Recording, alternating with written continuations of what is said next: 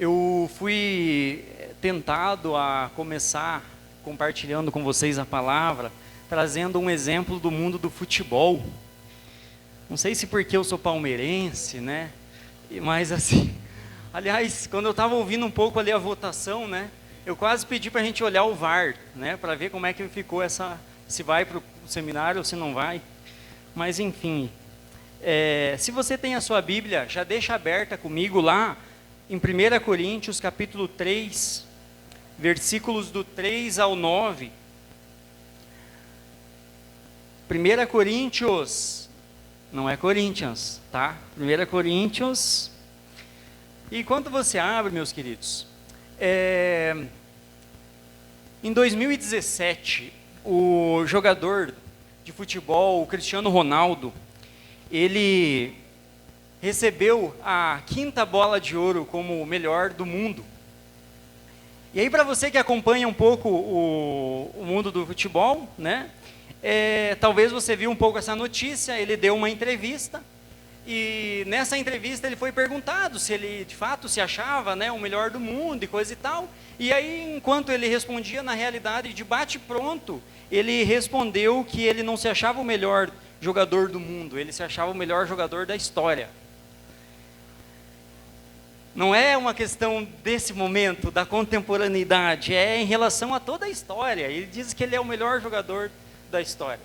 E se você é um pouquinho antenado, né, no mundo do futebol, você há de convir comigo de que existe ali o pessoal que fala sobre o Lionel Messi, e aí tem um pouco essa disputa atualmente, e que não é tão unânime assim, né, a gente dizer, puxa, o Cristiano Ronaldo foi o melhor jogador de toda a história.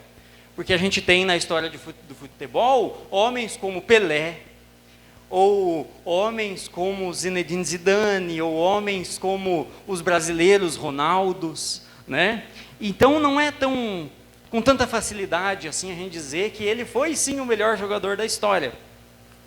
Bem, eu gostaria de que esse exemplo também servisse de pano de fundo para a nossa reflexão de hoje à noite, para aquilo que Deus quer ministrar nos nossos corações hoje à noite.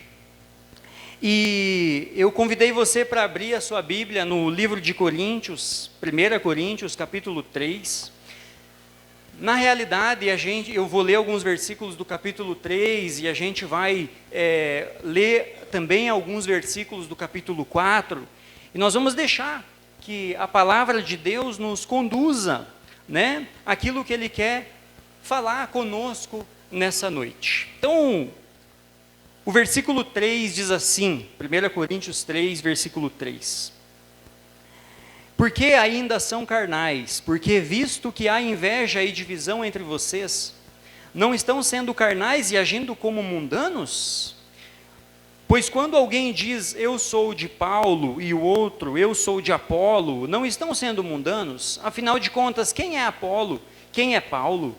Apenas servos, por meio dos quais vocês vieram a crer, conforme o ministério que o Senhor atribuiu a cada um. Eu plantei, Apolo regou, mas Deus é quem fazia crescer. De modo que nem o que planta, nem o que rega são alguma coisa, mas unicamente Deus que efetua o crescimento.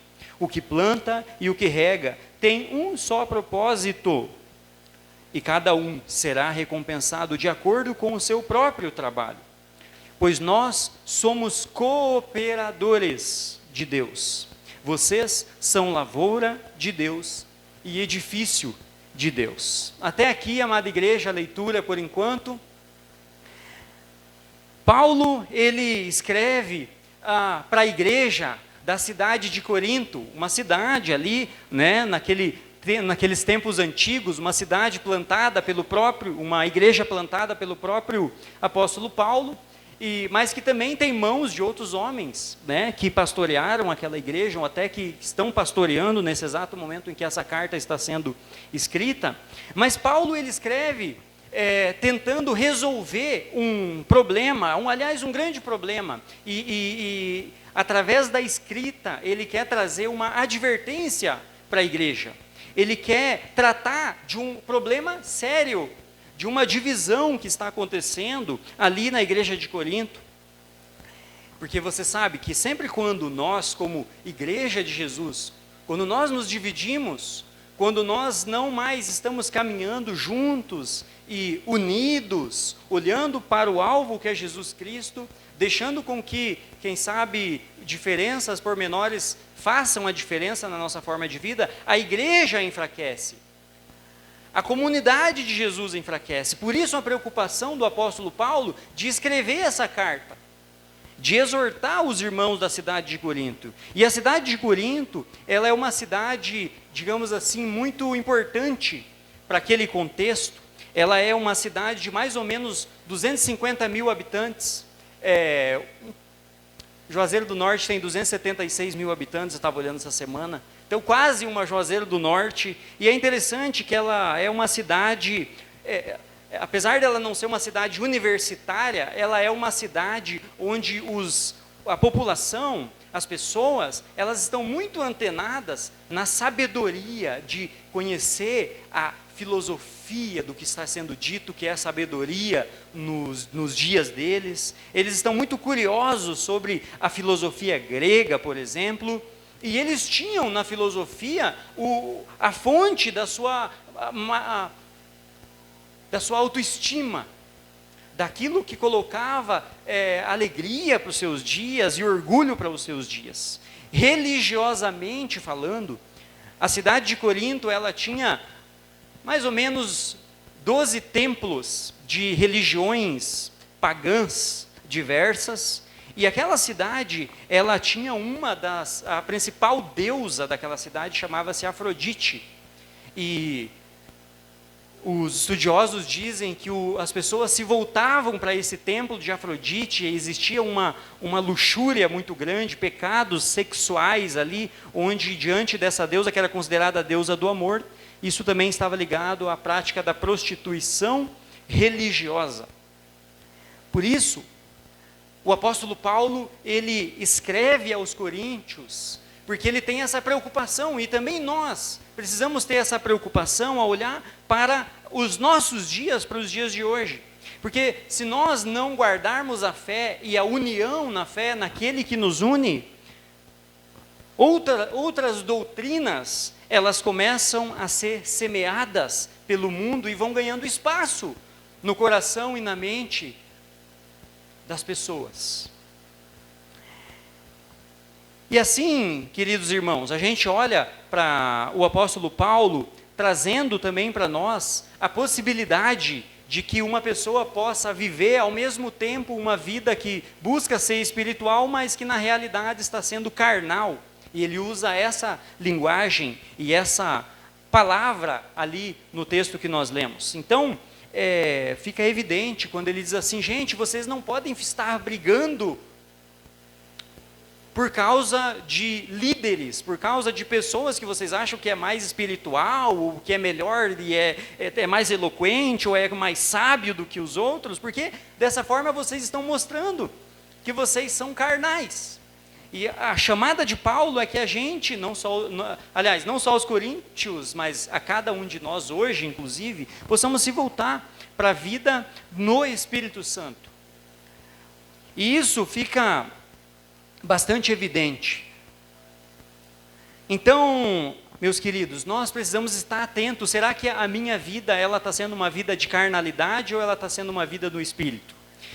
E o tema de hoje, o que eu quero entrar agora, depois dessa pequena abertura e explicação do texto, à medida em que essa semana eu estudava esse texto e olhava um pouco mais a fundo, eu percebi que esse texto, um dos assuntos possíveis que ele pode nos conduzir é o tema do nosso ego, é o tema do nosso orgulho.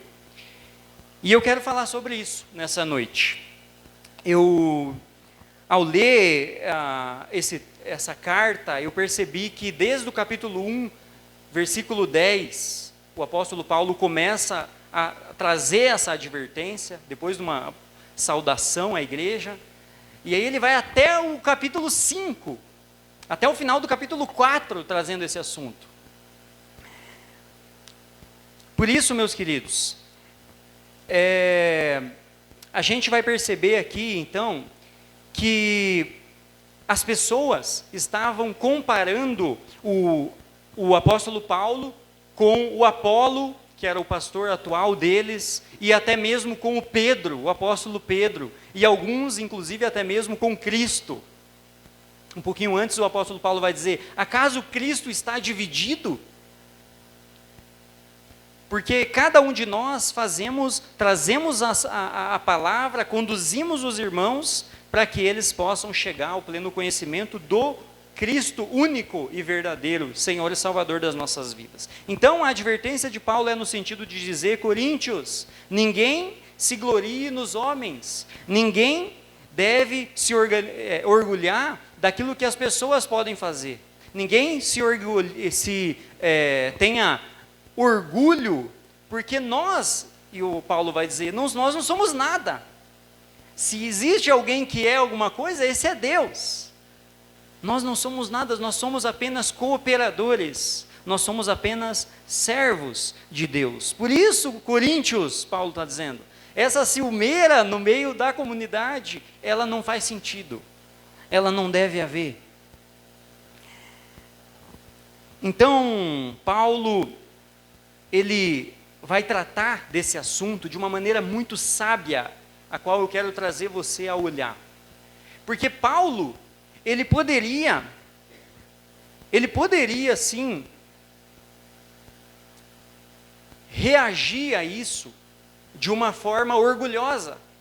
Ele poderia sim ouvir que existe um grupo de pessoas daquela igreja que estão dizendo que ele é o bambambam, que ele é o bom, que ele foi o que plantou, que ele é o mais sábio. Então tinha um grupo, um partido que levantava a bandeira dizendo: eu sou de Paulo. E ele poderia, quem sabe o coração dele se exaltar, se orgulhar, se envaidecer, e ele reagir se alegrando com os seus adeptos e com os seus seguidores. Ele poderia olhar, quem sabe, com ciúmes para aqueles que estavam seguindo ao Apolo e diziam que o Apolo é o cara, porque, poxa, alguns, eu imagino, eles diziam assim: não, mas esse Paulo, ele plantou a igreja, mas ele foi embora, ele nem está aqui com a gente. Quem está aqui sempre com a gente é o Apolo. Esse é o nosso cara, esse é o melhor, esse é o mais sábio.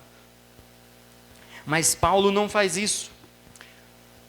O porquê Paulo não faz isso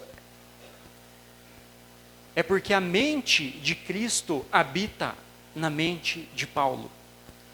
E a mente do Espírito Santo de Cristo habitando em Paulo lhe dá uma visão diferente, uma visão muito acima do que a sabedoria do mundo traz para nós, à medida em que nós olhamos para o nosso lugar na sociedade, o nosso lugar no nosso trabalho, não só na igreja, o nosso lugar na nossa família.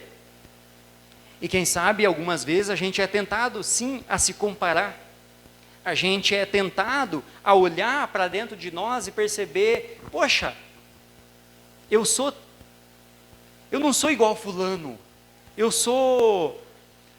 não consigo ser igual fulano, eu queria tanto, porque, poxa, parece que quando ele chega, um negócio acontece. Já eu não, eu sou um pouco mais retraído, eu tenho esse meu jeito, eu não queria ser assim. E a gente vai perceber que, de uma maneira geral, existem dois tipos de pessoas. A gente vai perceber que existem aqueles que superestimam as suas qualidades, ou seja, aqueles que levantam a sua cabeça, erguem o seu nariz para viver as suas vidas, e o seu orgulho faz com que eles olhem para os outros como superiores. E eles acreditam que eles estão com a bola toda. E eles vivem a sua vida dessa forma. E quem sabe, na realidade, existam momentos em que nós possamos estar vivendo assim. Quem sabe existem dias em que nós estamos vivendo assim.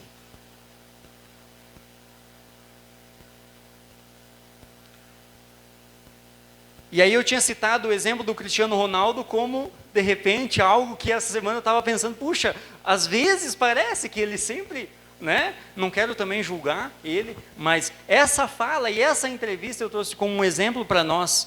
Mas de outro lado, meus irmãos, nós temos o seguinte, existe também aquele tipo de pessoa que a autoestima ela está tão baixa, mas tão baixa que a pessoa não consegue se levantar da cama.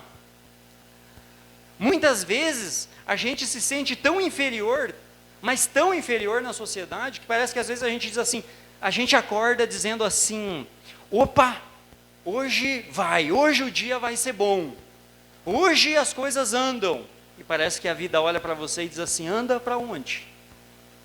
E você não consegue reagir a isso, você não consegue se animar, você não consegue fazer aquilo que você tem para fazer. Muitas pessoas, elas caminham com a sua autoestima completamente fragilizada e se colocam para baixo porque acreditam não ser nada diante de outras pessoas que elas imaginam na mente delas, que essas pessoas, elas sim são superiores, elas sim são boas, elas sim são poderosas. Então, se você quer um exemplo, eu trouxe um exemplo do mundo do futebol, e aí os homens, né? Mas eu vou trazer um outro exemplo aí para as mulheres também estarem por dentro desse assunto. Quem aqui conhece a cantora Madonna? Ergue a mão. Assim, já ouviu alguma coisa? Acho que todo mundo, né?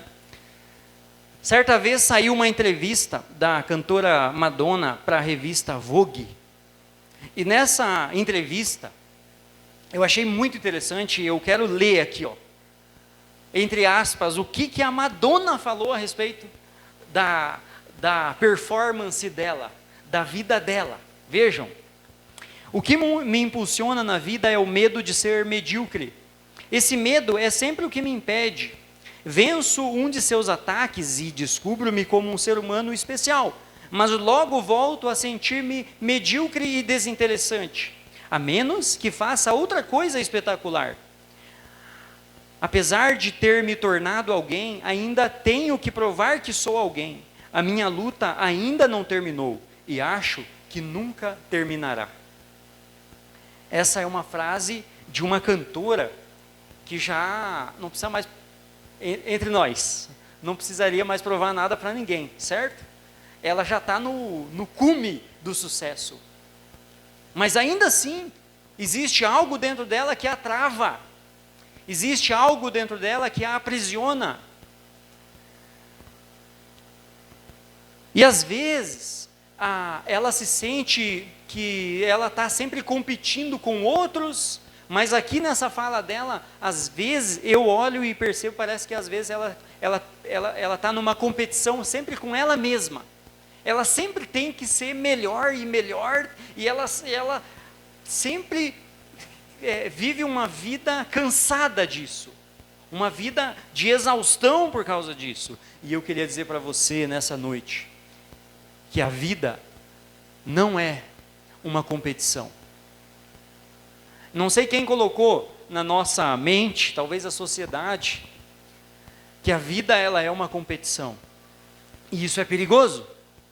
Essa semana a gente estava almoçando lá em casa e, bom, vocês sabem, talvez alguns viram, a gente tem uma filhinha, né, a Helena, e aí eu e a Renata e a Helena, a gente estava almoçando, e a Renata terminou de almoçar, terminou o prato dela, e aí tá eu e a Helena, eu estou terminando o meu, e eu olho, a Helena não está muito querendo comer, né?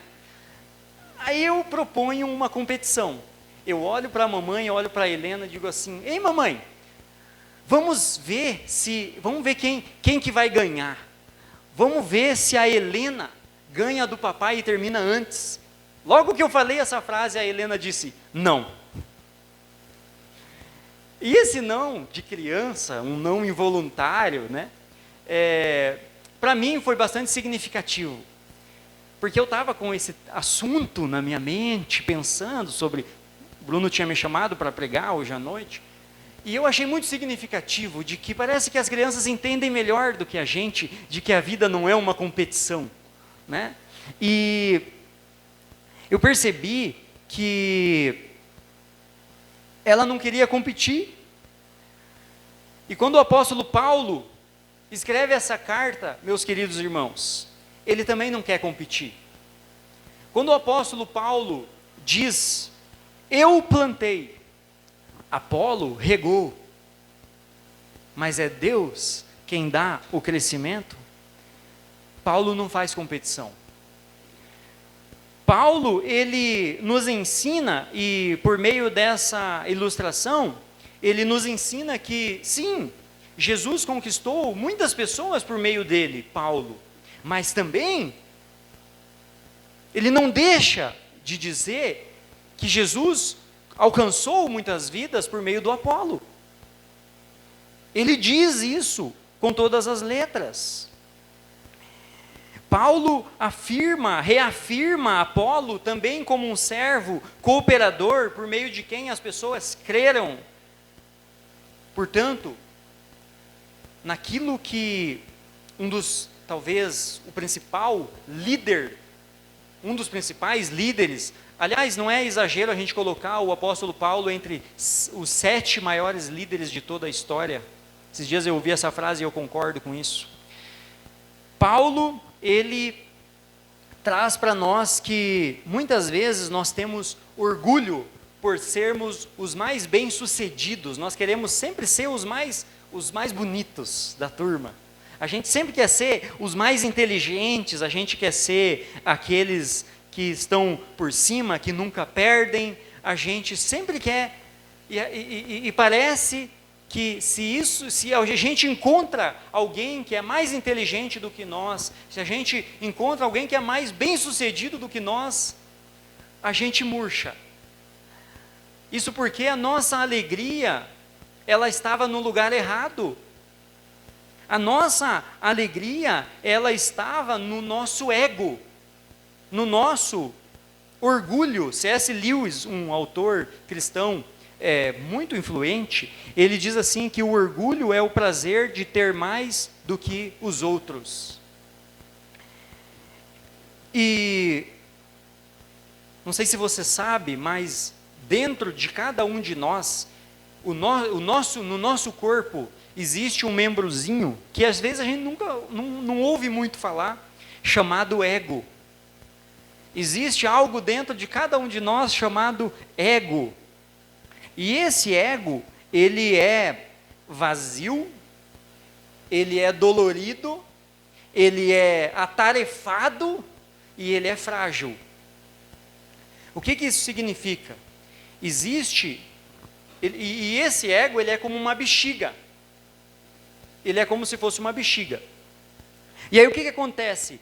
O nosso ego sempre dói. A gente vive o nosso dia e existe algo muito errado acontecendo com esse membro do nosso corpo, que é o nosso ego. Porque ele está sempre reclamando. Ele está reclamando do quê, meus irmãos? Ele está sempre avaliando a nossa aparência.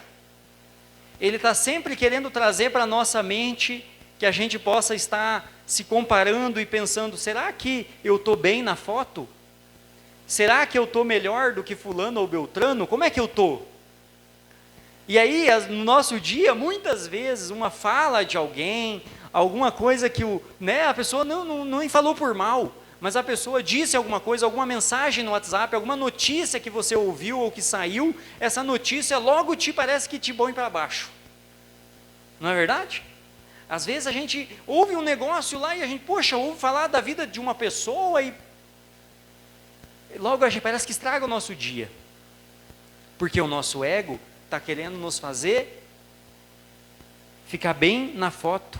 E aí, o nosso ego, ele não são os nossos sentimentos que são feridos. É o nosso ego que está ferido. É o nosso ego que fica machucado. E esse ego, ele tem a ver com o nosso eu, quem nós somos.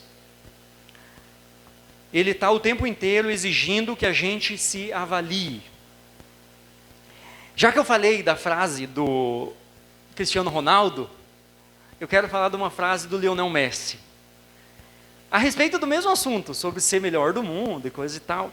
E aí, também para uma entrevista, Lionel Messi diz numa entrevista, ele diz assim: eu nunca disse que sou o melhor da história.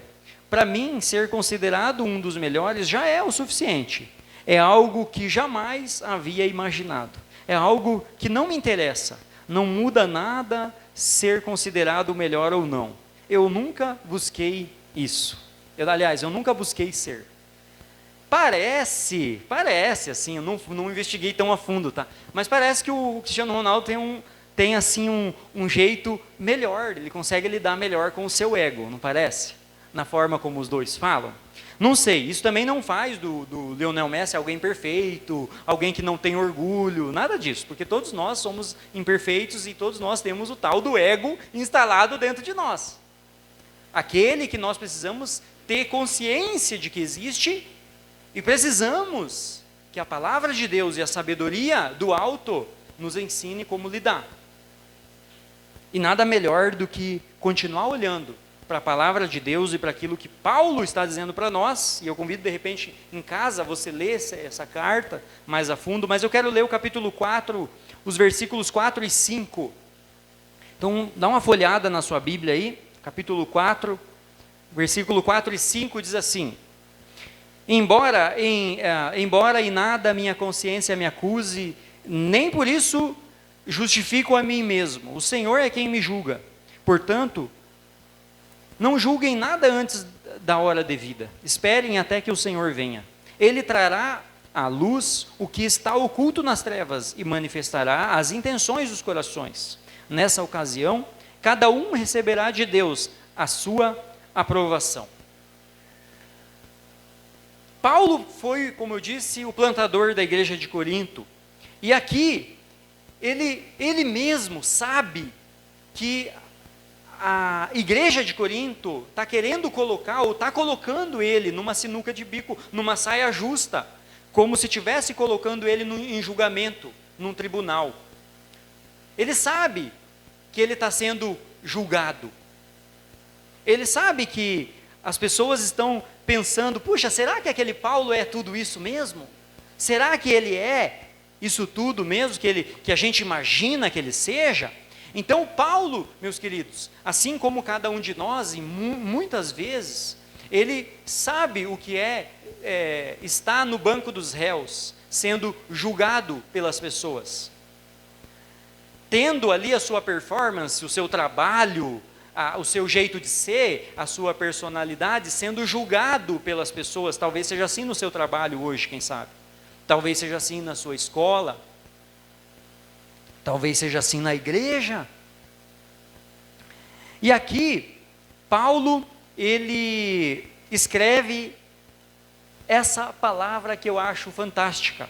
Embora em nada minha consciência me acuse, nem por isso justifico a mim mesmo, o Senhor é quem me julga. Portanto, não julguem nada antes da hora devida, esperem até que o Senhor venha. Ele trará à luz o que está oculto nas trevas e manifestará as intenções do coração. Nesta ocasião, cada um receberá de Deus a sua aprovação. Até o século XX, existia um consenso a respeito qual era o grande fator que determinava o porquê existia tanto sofrimento e tanta violência no mundo. Porque existia tanto assassinato, tanto homicídio, tanta gente má na sociedade. E o que era?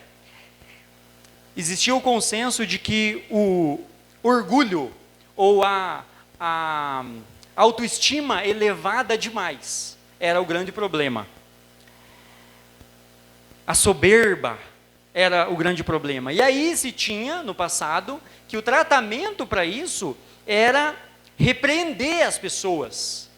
Aqueles que erguiam muita cabeça, achavam que era melhor que todo mundo, tinha que repreender, tinha que colocar essas pessoas no seu devido lugar, advertir elas das suas maldades. Agora, hoje em dia, meus queridos, parece que a coisa mudou um pouco. Hoje, a crença é de que as pessoas agem mal por falta de autoestima boa, de autoestima elevada e alta.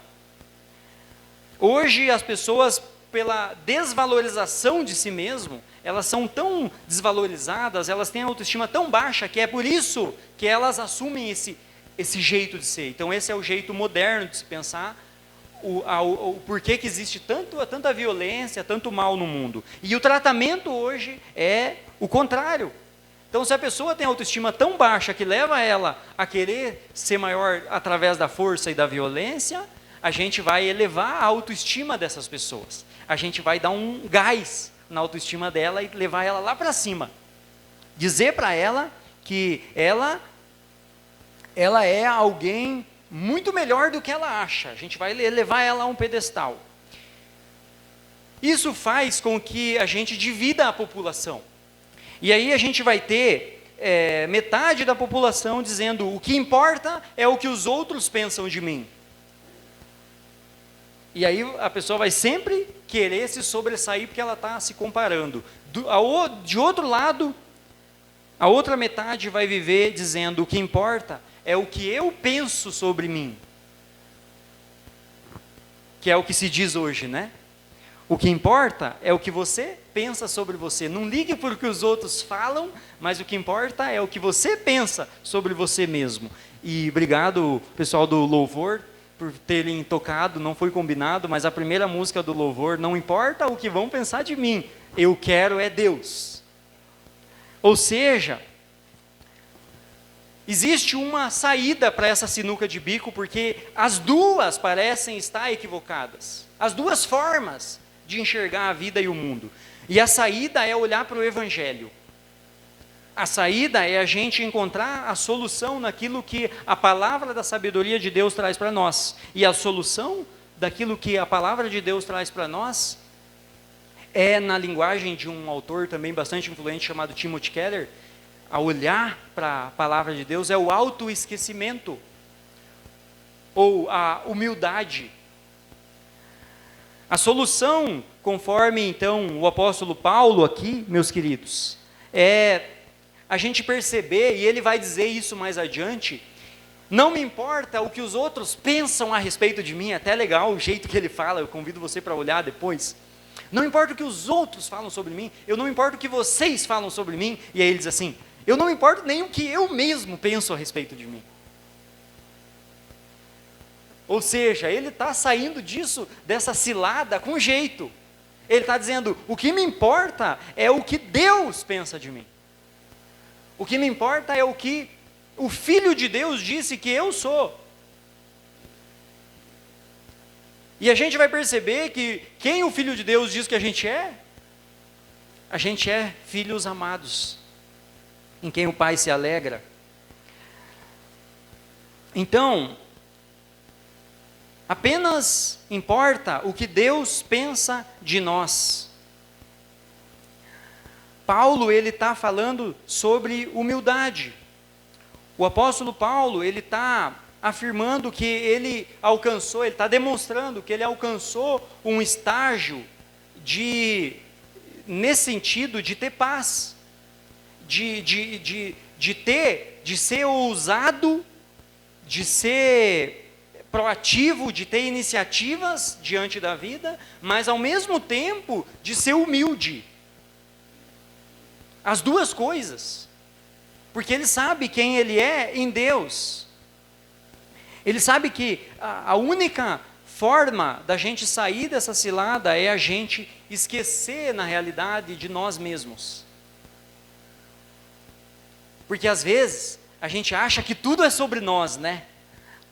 Parece que tudo é sobre nós. Aconteceu alguma coisa, parece que estão fazendo isso aí para me atingir. Está acontecendo isso aí porque... Gente, nós não somos o centro do universo. Desculpa dizer, a gente não é o centro do mundo. Nem tudo é sobre nós. E na verdade isso é bom. Isso é maravilhoso. Porque não é tudo sobre nós. E quando a gente descobre que não é tudo sobre nós, a gente começa a descansar nas mãos de Deus, nas mãos do nosso Criador, nas mãos daquele que traz para nós quem nós realmente somos. E ele vai fazer com que a gente se esqueça de nós mesmos, e quando isso acontecer, a gente começa a melhorar nos nossos relacionamentos, no nosso convívio com as pessoas, na forma como a gente conversa, a gente começa a se desarmar, a gente começa a se desprender, a gente começa a ser livre, como o apóstolo Paulo experimentava. E é desejo do apóstolo Paulo que não apenas a igreja de Corinto, mas que todas as igrejas experimentem isso, para que o Cristo que veio, venha para de fato nos trazer libertação disso, desse mal, que por sinal tem causado tanto sofrimento e tantas doenças emocionais, tantas doenças da alma, tanto cansaço, tanto esgotamento na mente das pessoas. É importante, meus queridos, que a gente aprenda a controlar a nossa mente, aquilo que nós pensamos. Mas eu digo isso não baseado nos livros de autoajuda, nos livros da sabedoria do mundo por aí afora. Mas eu digo isso baseado na palavra que nos motiva a fazermos florescer dentro de nós a mente de Cristo. Deixar que a mente de Cristo possa fazer escolhas por nós, dentro de nós. Decidir o que nós vamos fazer com aquela informação que veio para nós, com aquela notícia que a gente ouviu. Se a gente vai se entristecer por aquilo ou não, é decisão nossa. É decisão nossa. É você que decide. Então a gente tem que, vamos dizer assim, pilotar o nosso cérebro, pilotar a nossa mente. Aliás, tem um autor também chamado Augusto Cury, né? Acho que esse aqui a maioria conhece. E ele é um autor brasileiro, e ele escreve dizendo, num dos seus livros, de que a nossa mente, ela é como se fosse uma aeronave. E ele diz assim, você teria coragem, olha o desafio que ele coloca, você teria coragem de subir num avião e fazer uma longa viagem, sabendo que o piloto tem poucas horas de voo? Você teria coragem ou não? Sabendo que o piloto, ele não tem muita experiência, você teria coragem de subir nesse avião ou não? Que ele não está muito certo dos quais botões ele precisa operar lá? Pois é, e aí ele diz assim, a nossa mente é essa aeronave. E a gente embarca diariamente na mais complexa das aeronaves, comandada por um piloto frequentemente despreparado, mal equipado e mal educado, e portanto sujeito a causar inúmeros acidentes. A aeronave é a mente humana e o piloto é o eu. Isso está no livro Sonhos e Disciplina, depois você pode dar uma olhada, do Augusto Cury. Ou seja, meu irmão e minha irmã, e aqui eu quero me encaminhar para o final da palavra. Eu quero desafiar você a sair dessa noite, sair desse encontro, decidido a ter paz e contentamento na sua vida, programando a sua mente, a partir da palavra que nós estamos ouvindo, a palavra de Deus, aquilo que o apóstolo Paulo colocou.